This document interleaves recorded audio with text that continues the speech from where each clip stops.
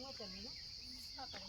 मतलब हुआ लगा वो अभी गाँव ये भाई चलो ऐसे किनारे रहो फिर कर जाओ चलो ठीक है हां गाओ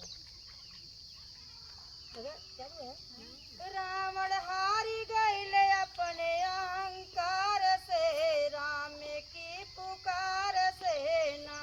रावण हारी गईले अपने अहंकार से राम के पुकार से ना रावण हारी गईले अपने अहंकार से राम की पुकार से ना रावण हारी गईले अपने अहंकार से राम के पुकार से ना सीता राम के मेरारू रावण ताके चार ओरी सीता राम के मेरारू रावण ताके चार ओरी सीता राम के मेरारू रावण ताके चार ओरी सीता राम के मेरारू रावण ताके चार ओरी रावण हारी गईल अपने अहंकार से राम की पुकार से ना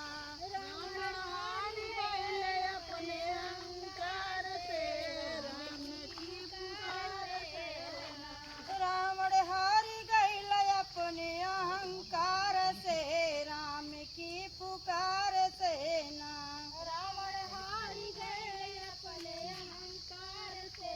राम की पुकार से ना सीता अबला नाही